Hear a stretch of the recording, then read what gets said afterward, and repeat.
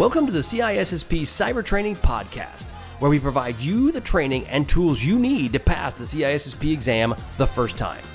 Hi, my name is Sean Gerber, and I'm your host for this action-packed, informative podcast. Join me each week as I provide the information you need to pass the CISSP exam and grow your cybersecurity knowledge. All right, let's get started. Hey, all, Sean Gerber with CISSP Cyber Training, and hope you all are having a wonderful day today. Today, we're going to be talking about some awesome topics. Actually, we're going to take just a little bit of a diversion from what we have in the past as it relates to the domains. We're going to be starting back up on those next week. But this week, I wanted to get into a topic around the overall cybersecurity training path. I'm getting a lot of feedback, which is great, from people asking, what do I do? Where do I go? How do I do this whole process? And I've done an episode in the past, but obviously things have changed a little bit, and just kind of wanted to give a little bit more guidance to some folks on what could be done to help them in their training path for cybersecurity. In addition, at the end, I'm going to talk about a company called Dragos. I'm going to try to highlight some companies here and there throughout the podcast to give you a little bit more expertise or knowledge around some of them and some of the products and tools they do offer.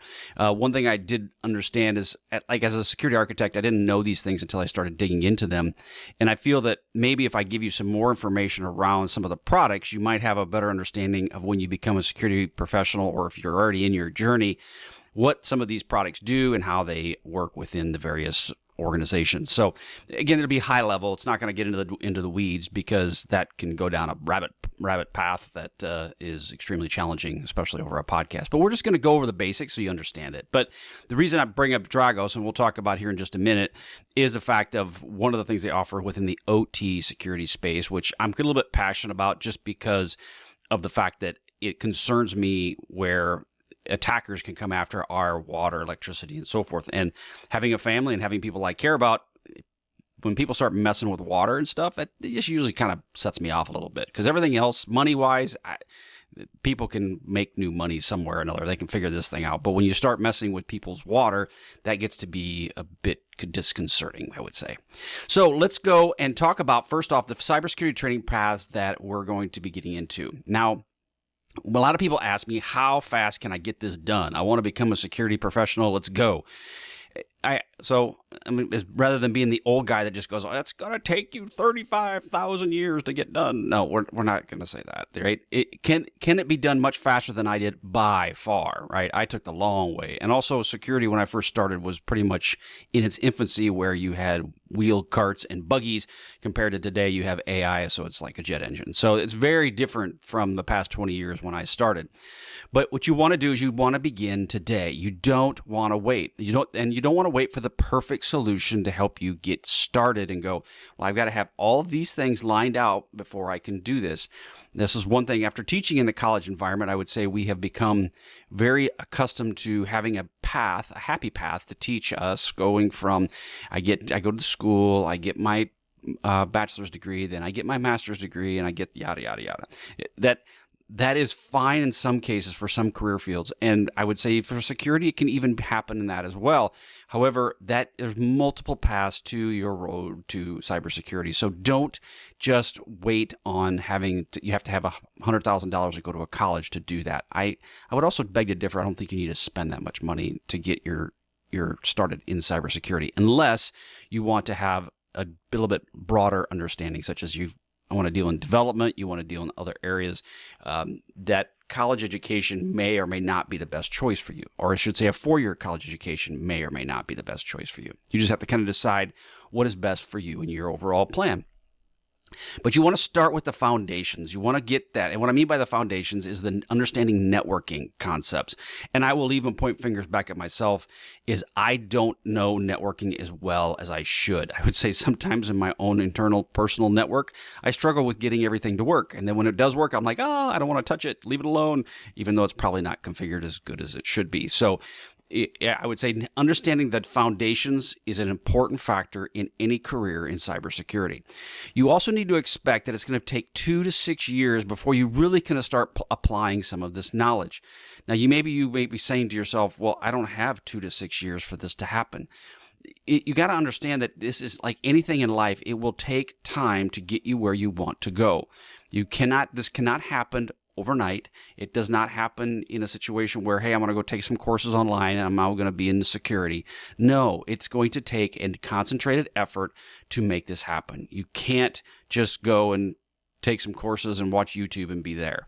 Now, what I say that though is that you don't have to have a formal education in this, which means you don't have to go and spend four years in college and $100,000 to get your foot started, or get yourself started within the cybersecurity field. I've also had some people reach out to me from all over the globe going, I want to do security, but I have no idea and I don't have the money to do that. Now, I'm researching some different things with CISSP cyber training to help with that. And I think giving back is an important factor in who we all are. I will leave it at that right now. I'm still trying to work out the details, but I think there's going to be some opportunity there for, at least with the security training that I offer on some of it, to make it a very cost-effective option for people, because I get it. I understand that everybody's on a budget. Everybody's trying to understand how to make money, but they're all trying to get started. But when there's a big barrier to entry to costs, that can cause challenges. But at the same time, I've learned that unless you are willing to pay money for something, and I mean pay sometimes significant amounts of money, you're not fully invested in the plan. So what I'll use as an example is I've offered my courses for entry level for $19 a month. And that was the membership program I had at the time on CISSP cyber training. And I offered it for a really cheap rate because I wanted people to get involved. Well, then what I find out is that people would complain because whatever nuance with the site that they didn't like, whether there was some video wasn't right completely, maybe it had changed a little bit and I haven't updated it quickly enough. All of those things, people would complain about it. And I understand their points, right? They want to have good quality training. But when I offered it at a higher rate, the complaints went down. And the reason is because people, when they are fully invested with the financial resources that they have, they learn to go, I've got to learn to do this. And whether it's perfect or not perfect, it's not going to matter. It's the teaching and training that's there for you. You have to basically grab it and run with it. So the downside of getting these free courses is people don't value it as much as if they spent $4,000 or $5,000 on the training. Then they truly value the training they got out of it. So just keep that in mind, is that as you're looking for these different sources online, you may not be happy with the product. Well, it depends on what you paid for it. And at the same time, it really comes down to is how invested are you in getting this done? Because there's tons of opportunities out there, and there's tons of ways for you to learn how to get into cybersecurity. But the part that a person like me cannot control is the fact that what you are willing to do to learn this information. So I'm saying all of that just to kind of preface the fact that whatever training you get into, you're going to get out of it whatever you put into it. Because there's plenty of opportunity, plenty of resources. I'm a pilot by trade. I learned this stuff because most of it was self-taught. It was not a formal course that I went to that someone spoon-fed me and taught me these things. I even surpassed many of my peers within the corporate world, and not because I was any smarter than them. I'm not by any stretch of the imagination. But I had the tenacity to willing to learn, grow, and change. And if you're willing to do that, then you can do anything you want. But you have to be willing to learn, grow, and change. And if you're not willing to do those specific things, this is going to be a struggle, because cybersecurity is always changing. It's changing every day, and it makes it a challenge to learn. But it also, that's what's fun about it, is the fact that you're learning something new each and every day. So like I mentioned, there's no easy path to this. You can become in, there's red teams, there's auditors, there's assessors, there's analysts, there's engineers, there's CISOs, there's all these different titles, and they all have different skill sets. So there is no easy path. And that's what makes it interesting and fun, is because you can define what that is. The best part, though, of all of this is the fact that because there is no easy path and there is no formal training, there's so many opportunities. You can do pretty much anything you want, from starting up your own company and hanging your own shingle to being someone who works in a corporation and is helping that corporation protect themselves. So again, one of the things that you deal with when it comes to formal education aspects, and I'm going to get into some of those that are available to you and how they work. But you can get, this is just some of the different options. So you can get the formal education, which includes your 2- and 4-year college institutions that you can go to. The one college that I taught at was Wichita State. And at Wichita State, you could go and take this, your security focus. You could basically get a degree in computer science, and then you had a security focus. And that's basically a 4-year college degree that you can go and get your stuff, get your degree, get your certification, or not your certification, but your degree. South Dakota State has them, Stanford, MIT, pretty much every college now is dealing with some level of cybersecurity in their programs, and they're good. I mean, I shouldn't say they're not some of them are better than others, and a lot of it comes into the fact of, one, they've got to find qualified instructors to teach this product, and that's hard to do because when they're teaching it at the college level, they don't pay very well. I mean, they just don't. Okay, as an adjunct professor, I was not making a lot of money for the amount of time that I put in. It was one of those pieces that you did because you wanted to help the community. So you need to go and decide what is best for you. I would say a 2-year program, like a community college in your local, this is all based in the U.S., and you have to look at your stuff from a global perspective where that could be for you. But from a 2-year community college in the United States is more than enough for you to get what you need to get started in security. However, if you have a path that you want to get your 4-year college degree, look for one that has a good cybersecurity focus and find something that they have a good program that's already accredited and they can build out that you can grow to. So you just want to be a little bit judicious with which companies, or I should say which colleges you pick when you're going to be in that formal education path. Because once you start down this path, as we all know, it gets to be very expensive to try to deviate from it. So I would highly recommend you do a lot of research on which college you would want to go to if you're looking for a formal education. There's other things out there called online courses and certifications that you can get these that are available to you. So there's companies such as Palo Alto, EC Council. I've got courseware on there. Aramis University, Google, University of Kansas. They have a lot of online college programs available for you as well. Now, they can be very niche in the fact that it can teach you how to do A+ from CompTIA. It can teach you how to do Wireshark. They've got some that are for Homeland Security and Cybersecurity. They've also got a Microsoft Cybersecurity Analyst Professional Certificate. So they've got different types of certificates that you can get. Now, will those help you? I would say they can. It just depends on what you're trying to go do. If you're trying to learn something to help maybe your church, to help your organization, the knowledge you can gain from those can be very valuable. Is it something that would get you working as a CISO? Probably not. I would just say because you're going to need a little bit more formal knowledge than that. However, it can get you the basics and get started in a way that maybe that's how you learn and that's how you best learn. And so I recommend you do a lot of research to figure out which one of these paths is best for you. And you may be using a combination of these various paths to get you what you want based on your schedule and based on your needs. Other things out there are boot camps. Now, these boot camps are offered by many different colleges, and I'm going to just give you one example of a boot camp that is close to where I live, obviously. The University of Kansas, so I live in Wichita, Kansas. University of Kansas is in Lawrence, which is about 3 hours from us. And they're one of the main colleges that's here in Kansas, and they have a really good basketball team, and their football's okay, but they have a really good basketball team. And they offer a 24-week program. Okay, so basically you're talking 24 weeks, a half a year, 6 months roughly, right? 6 months of a year, working 9 hours a week, and they have basically, it says you'll have 9 hours a week of work. That's attending the different classes. So when they look at accreditation for colleges, they base it on how many classes you offer for the week and how long are the classes for the week. Well, this is a 9 credit hour week. Well, I think that's probably about a 300 level class. And they have 3 weekday evenings that you work. So you work in the evening, you take 9 hours a week, 3 hours long for each of these classes, and it basically you have around 20 hours of homework. So it's a pretty in-depth combination of things, but what it'll do is it will help you get the aspects that you need to be a security professional. So the curriculum, as far as University of Kansas goes, is it's a security fundamentals. You have system and admin, network and network security, defensive security, offensive security, and then they help prep you for your test. So what will that get you? Well, in many cases, they also partner with Security Plus or the CompTIA platforms, which is Security Plus, Network Plus, and so forth. And they'll build out this whole path for you. So you can do this. I think they'll offer a very similar type of program in the fact that if you go and you get your Networks Plus, Security Plus, you get your Computer Ethical Hacking certificate, you get some of these. There's the same stair-step approach that University of Kansas is offering. However, they're doing it in a much more compact environment. I would say 24 weeks to get done some of these courses is pretty fast. And so therefore, they're telling you that right away.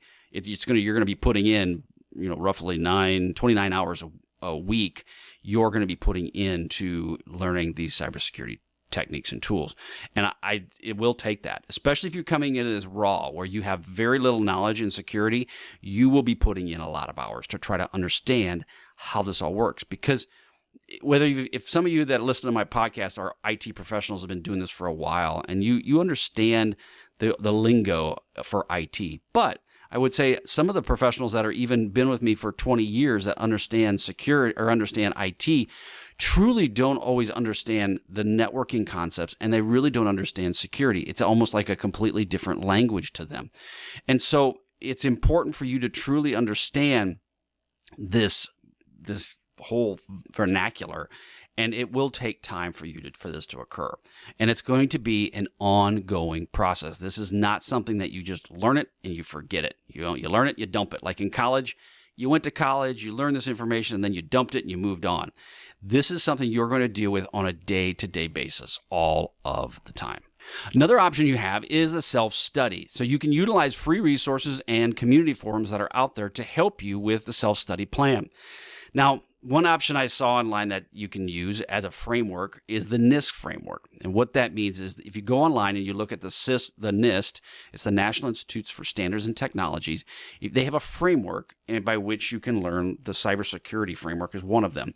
If you walk and use that as your checklist to go through and say, I want to learn about network access controls, and it'll step you through each of these different buckets, and then you can go and research online of what are network access controls, what is network address translation, what blankety blankety blank. You can go through all of these different pieces, and they're going to walk you through, but it's going to be up to you. It's only going to be in a bulletized format. It's very detailed. I will give you that. It's extremely detailed, and it will help you point you in the right direction to use, such as Microsoft Copilot or ChatGPT, to help dig you out some of this knowledge that's out there.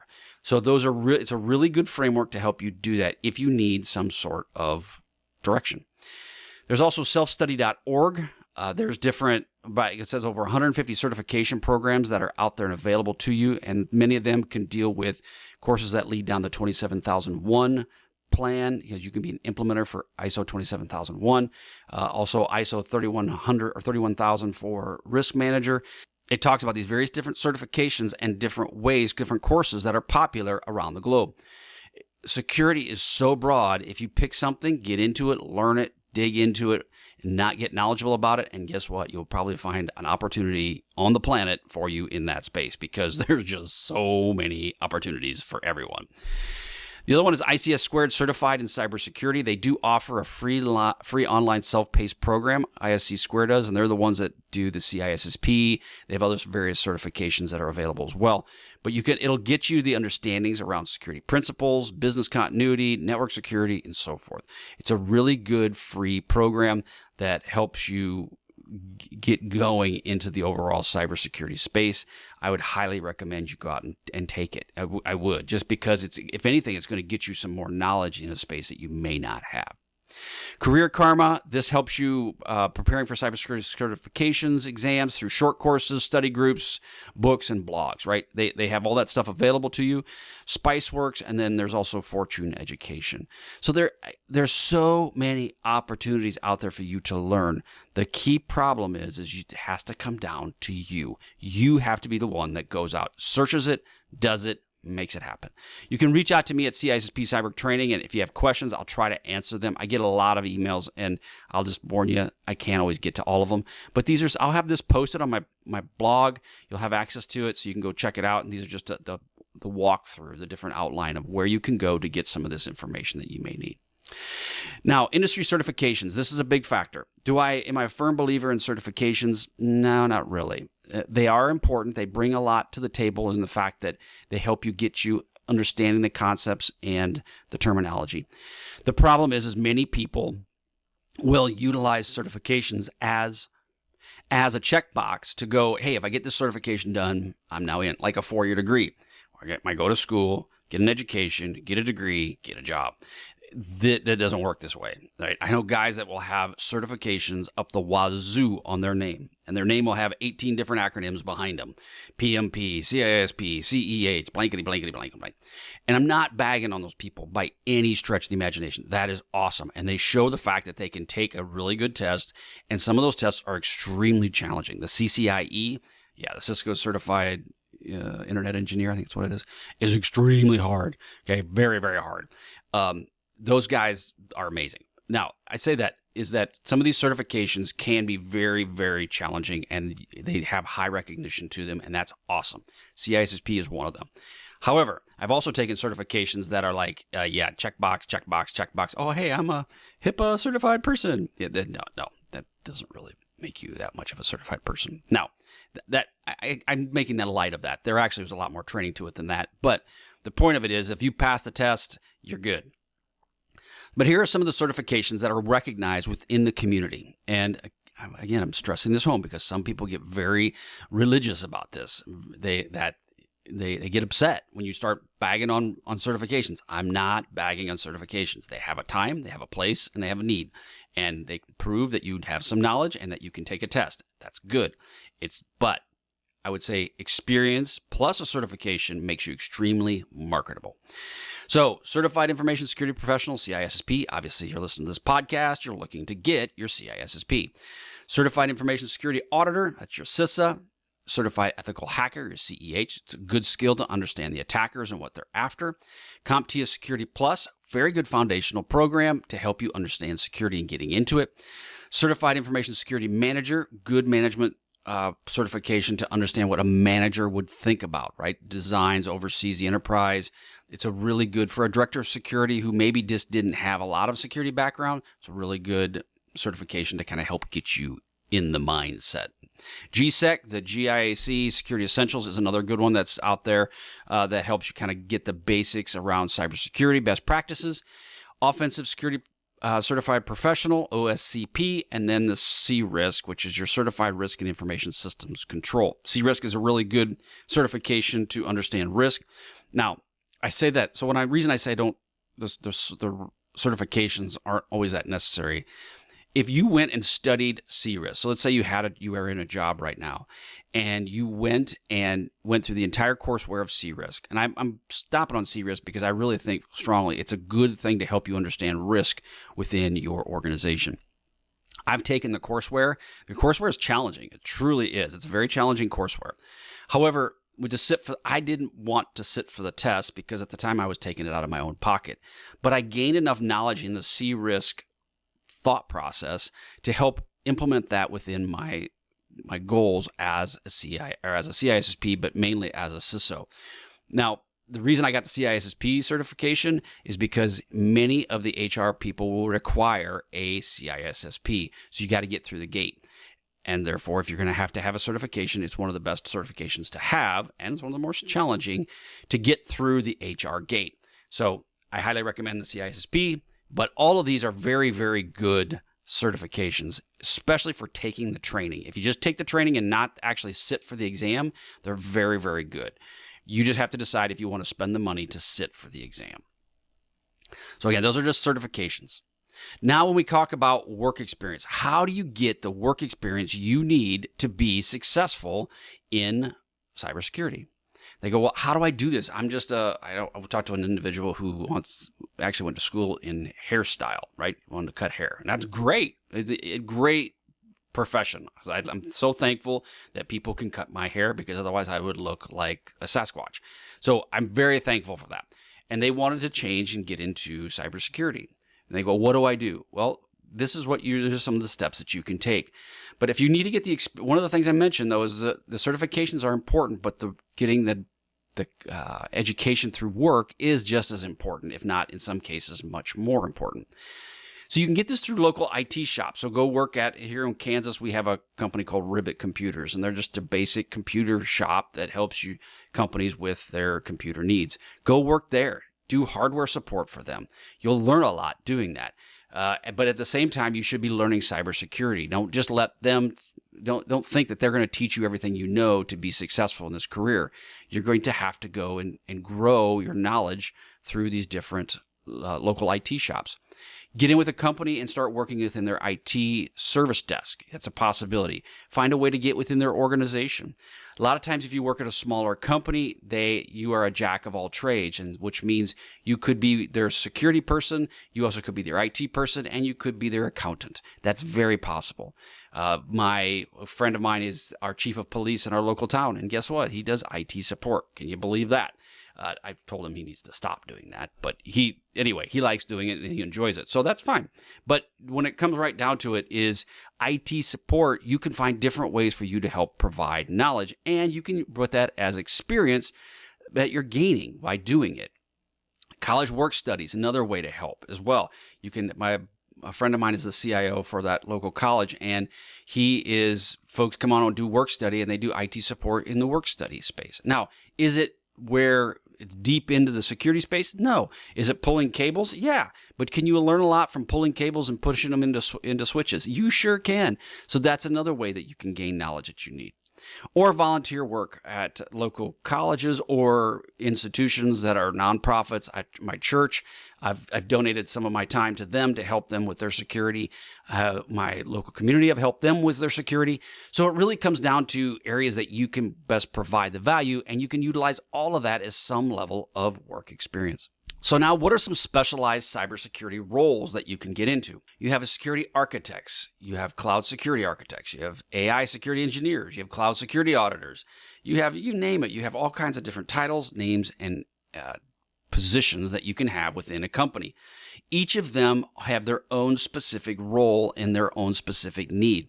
I was a security architect with a large multinational, and that large multinational taught me a lot of great things. But many people at this time will start off as an analyst within an organization, especially within a security operations center, and they'll work their way up to maybe being an engineer that's managing a specific tool, or they may start as an engineer working a specific tool and then move into being an analyst working in a SOC or someplace else. You just have to, there is no happy path to help you get from one to the other. But here's a potential education path or a potential work path that will help you, that many people use. Again, though, this does not have to be the only way to get there. There's multiple paths that you can take to get to wherever your goal is. And first off, you have to decide what is your goal. And your goal will change, because my goal was to be a CISO. Well, I became a CISO, and now my goal is to be a security consultant. Why? Because I want more freedom. I got tired of being the CISO. It was a great job, wonderful people, great company, but your world and life changes. So therefore you make changes based on that. But the potential education path, or I should say work path, would be you'd get an analyst role and then potentially move up to an engineer, or vice versa. Just depends on the company you're with. Then you'll get an architect, an auditor, or an assessor role. Then you can get into a management type role, which would be your director or a manager type of role within an organization. And then potentially you could become the CISO for that company. So those are, or for a different company, right? Those are the typical path to be when you're trying to work your way up within an organization. And so those are the typical roles that you would expect. Now, one thing you go is, how do I get all this information? Now, we kind of talked about it earlier, is the continuing education piece of this. There's podcasts, there's blog posts, there's training venues such as Black Hat or DEF CON. There's local training venues that you can go to, such as your organizations that have different meetings, ISACA, IST squared meetings. They're all available for you. Mentorship or networking, going out on LinkedIn and reaching out to people. I have individuals reaching out to me asking for mentoring. What should I do? People that go to CISSP Cyber Training, they can actually sign up for my mentoring program, and they can get one-on-one training with me, specifically walking through their cybersecurity program, working through their career path, helping them with their company or their organization. All of that stuff is available to you in that regard as well.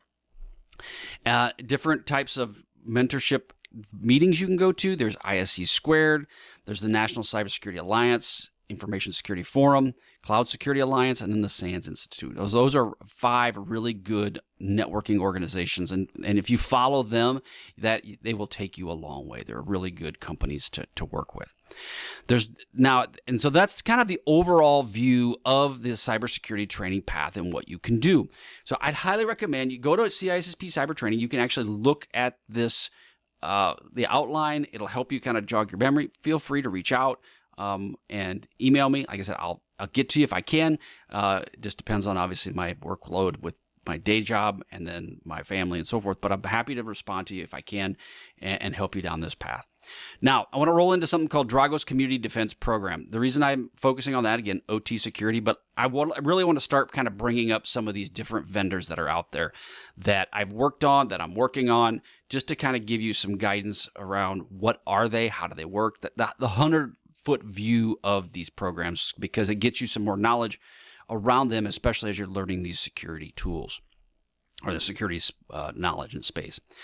So Dragos Community Defense Program, this is a CDP. Now, I've got some friends that are in Dragos, and they gave me this information, and it's very, very good. I mean, honestly, I'm very excited about the fact that they do this.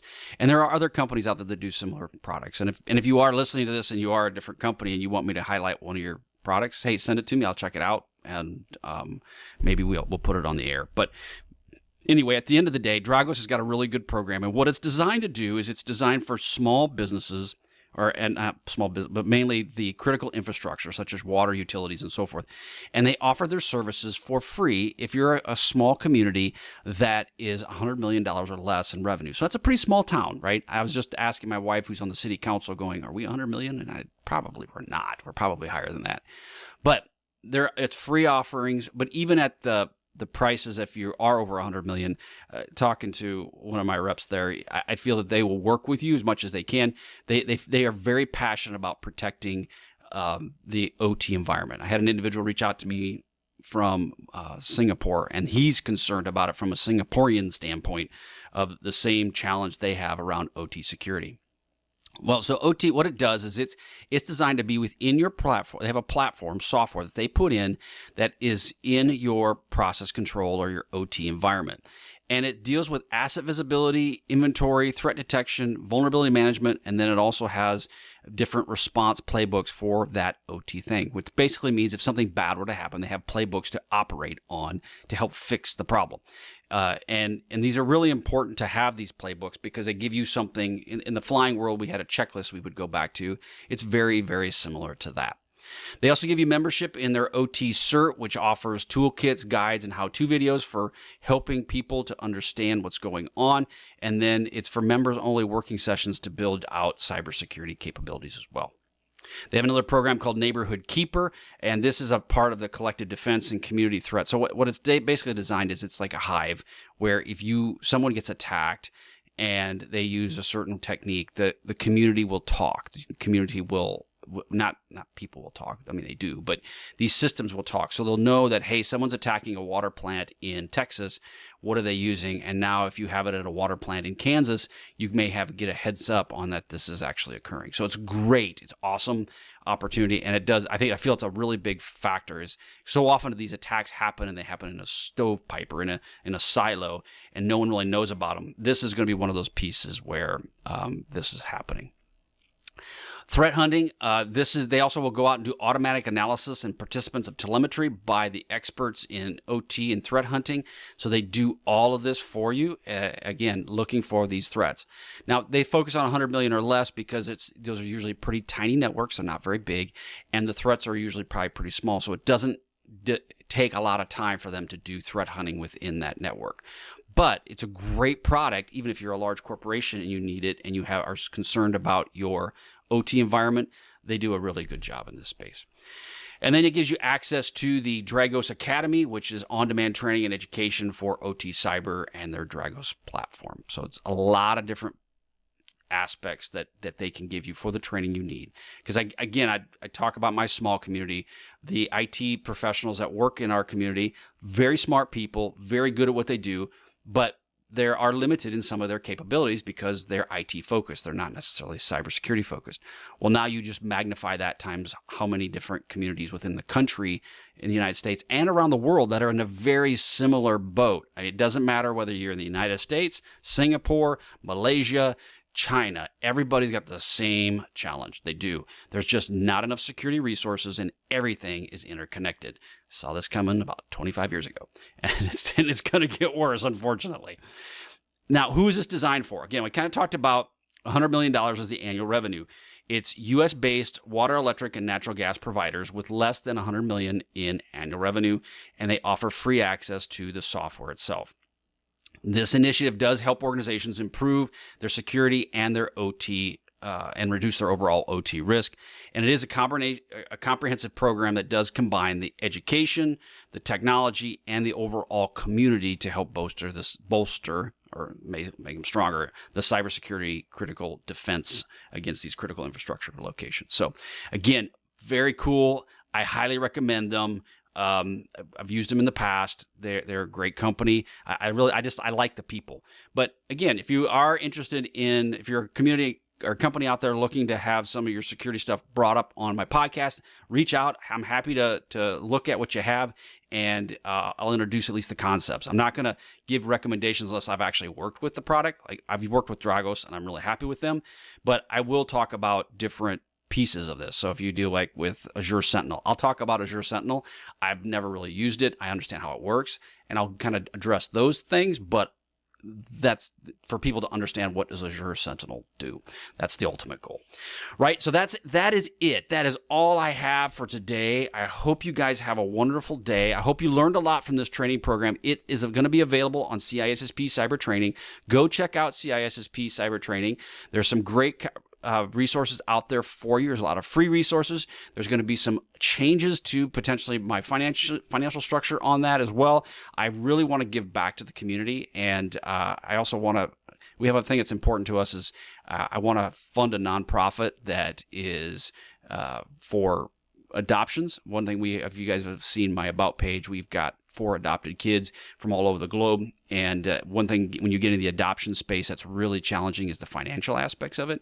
So I'm starting up a nonprofit that's going to be focused on helping people with adoptions and helping fund that. And so CISSP Cyber Training, it's probably going to happen, but I'm going to end up making majority, if not all, of the funds that come in through CISSP Cyber Training will be put into that foundation to help with adoptions. So that's the plan as of right now. I'm heading that direction, just waiting for the dear Lord to tell me what he wants me to do, but I feel that that's probably where it's going to go, so that I will not take any of the financial aspects that come from CISSP Cyber Training, and I'm going to put all that into the adoption space. Now, on that flip note is, I know it's expensive to get into CISSP or into getting your CISSP. I also want to have options to help people in certain situations, right? There's some of that's going to be available to you as well. But the ultimate goal is I want you to learn security so you can protect our globe. 2, I also want to help fund adoptions for people who really want to help kids, because that's an important part of what I've been called to do. And 3 is I just want to give you an opportunity so you can do it in a cost-effective manner that helps you and your family. All right, that's all I've got for you today. I hope you guys have a wonderful, wonderful day, and we will catch you on the flip side. See ya.